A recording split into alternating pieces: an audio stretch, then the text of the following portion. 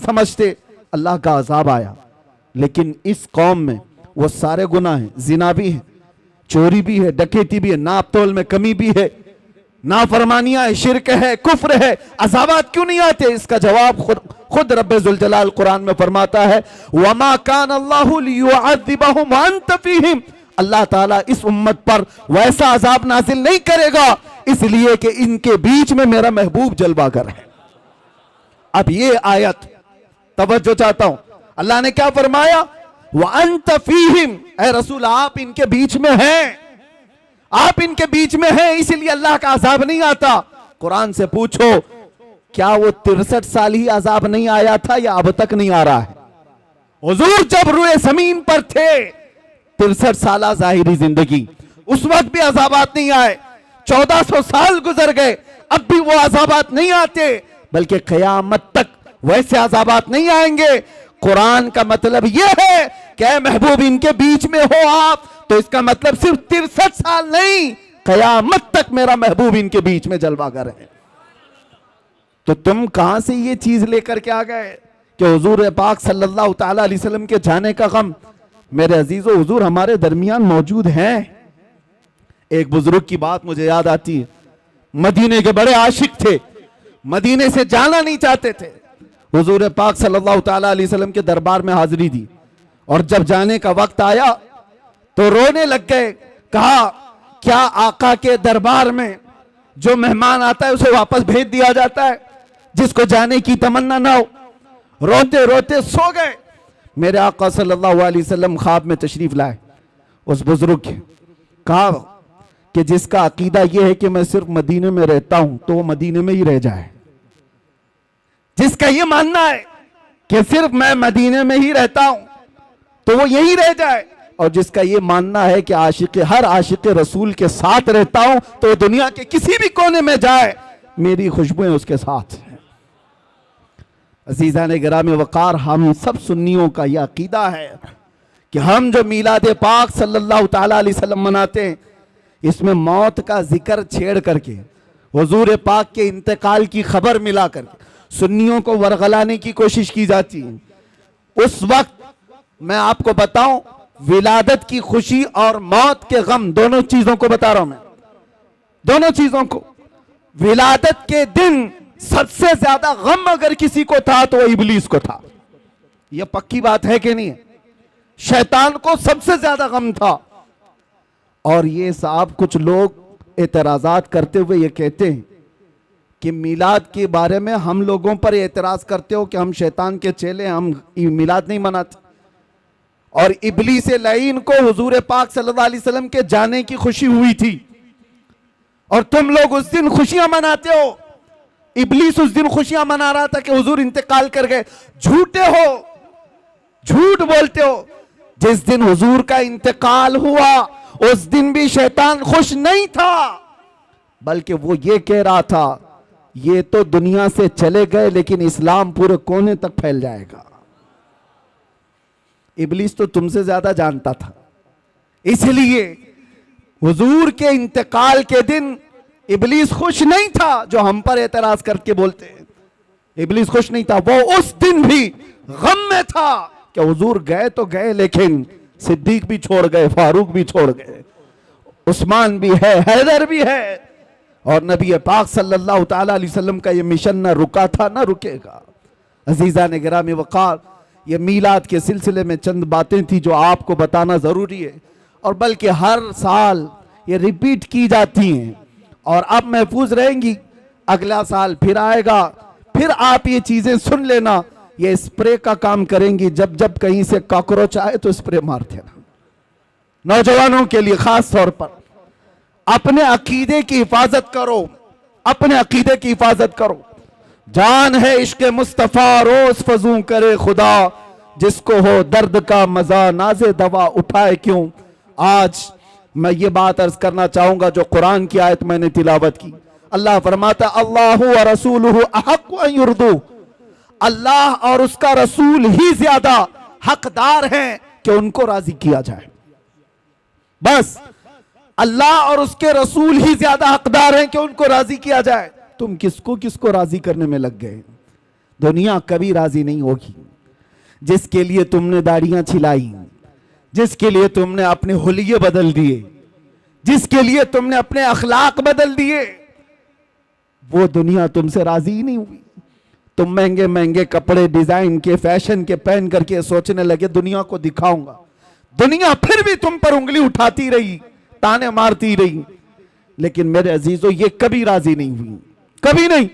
जिन दोस्तों को राजी करने के लिए तुमने अपने माँ बाप को तर्क किया था, रात रात भर जो तुम्हारी माँ इंतजार करती, उनको छोड़कर 2 टके के नौजवानों की दोस्ती पर तुम रात गुजार लेते हो, और आवारगी पर ले जाने वाला हर अय्याश नौजवान, सुन ले ये बात, ये जिस नौजवान के लिए तूने अपने पैसे पानी की तरह बहाए थे और उसको खुश रखने के लिए अपनों को तक छोड़ दिया था, कल ये तेरे साथ क्या करने वाला है। इधर सांसों की माला रुक गई, टूट गई, तो कब्र में दफन करने के बाद आधा घंटा भी तुम्हारी कब्र पर खड़ा होना उसे पसंद नहीं है, रुखसत हो गया, मुट्ठी भर भर करके मिट्टी डाला और चला गया। यही है वो दुनिया। इसीलिए कुरान ये कहता है, इस दुनिया में अगर सबसे ज्यादा हकदार कोई है जिसको राजी किया जाए, वो अल्लाह और उसके रसूल है। और दुनिया इसको राजी करने के लिए बहुत पापड़ बेलने पड़ते हैं। कितनी मर्तबा अगर किसी के साथ कुछ हो गया, तुम्हारी तकरार हो गई, देखो उसको मनाने के लिए कितना वक्त लगता है, कितना वक्त लगेगा, लेकिन रब तबारक व तआला का दस्तूर और मेरे महबूब अकरम सल्लल्लाहु अलैहि वसल्लम का दस्तूर क्या है। यहां बंदा एक बार आता है, एक सजदा करे, अल्लाह उसे माफ फरमाए, वो एक सजदे में राजी हो जाए। और इधर मेरे मुस्तफा करीम सल्लल्लाहु ताला अलैहि वसल्लम, जिनका दरबार आली ये है, आला हज़रत फरमाते हैं, चोर हाकिम से छुपा करते हैं। और यहां पता है ना दुनिया में क्या है, जो चोरी किया हुआ है वो पुलिस से डरता हुआ घूमता है, पुलिस पकड़ लेगी वो छुपता रहता है। लेकिन या रसूल अल्लाह, तुम्हारा दरबार ही अलग है, चोर हाकिम से छुपा करते हैं, और यहां तेरे दामन में छुपे चोर अनोखा तेरा, करके तुम्हारे गुनाह मांगे तुम्हारी पना, और तुम कहो दामन में आ, तुम पे करोड़ों दुरूद। ये बारगाह है मुस्तफा करीम सल्लल्लाहु अलैहि वसल्लम का।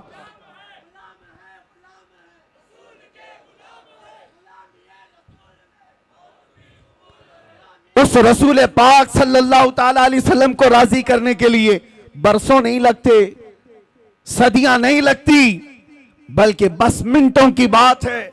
इधर तुम्हारे दिल से आह निकली, उधर वो मेरे मुस्तफा करीम सल्लल्लाहु अलैहि वसल्लम की तरफ से दुहाई आ गई। आपको मैं बताऊं, हजरत अबू हफ्स समरकंदी फरमाते हैं, मक्का मुकर्रमा में एक शख्स का इंतकाल हो गया था, और मरते ही उसका चेहरा गधे की शक्ल का बन गया, चेहरा बदल गया था। एक ही बेटा था, देखा मैयत को, डर गया कि मैयत को दिखाएं तो कैसे दिखाएं लोगों को, बदनामी कितनी होगी, रुसवाई कितनी होगी। उसने क्या किया, घर के सारे दरवाजे बंद कर दिए, और औरतों से, घर वालों से कहा कि घर के अंदर ही गड़ा खोद कर हम इसे दफन कर देंगे, यहीं दफन कर देंगे मेरे बाप को।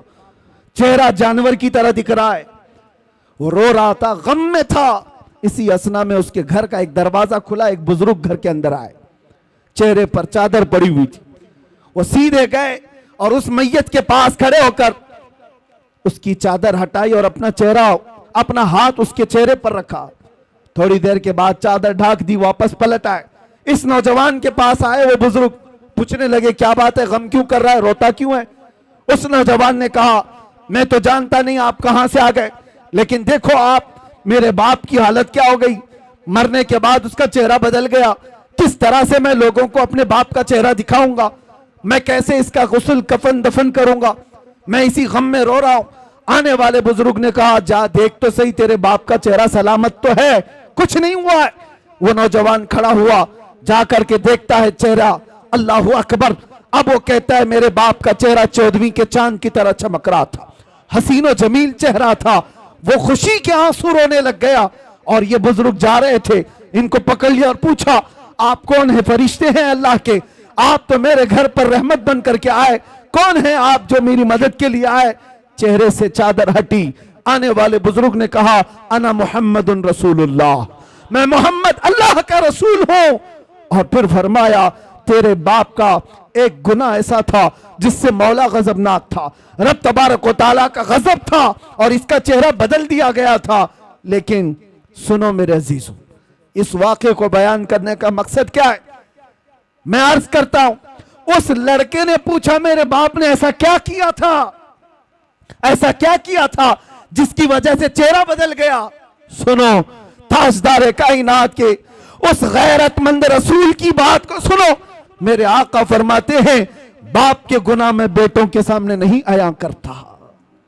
باپ کیا کرتا تھا بیٹوں کو بتانا یہ میری عادت نہیں، لیکن ایک بات بتاتا ہوں، تیرے باپ کی اچھائیاں بھی تھی، برائی کیا تھی یہ نہیں بتایا، اچھائی کیا تھی وہ بتاتا ہوں۔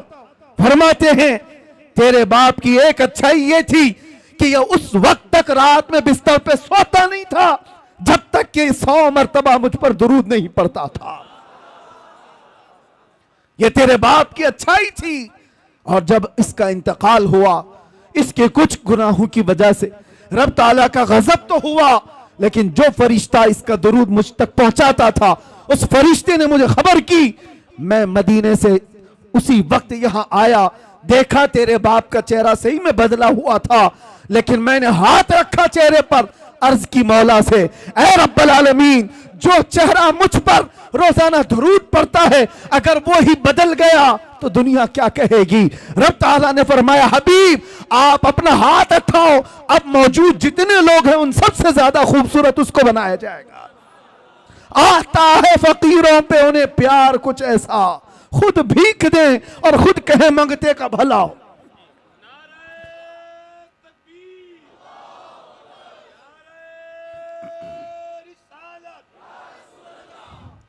یہ بات کس لیے میں نے عرض کی؟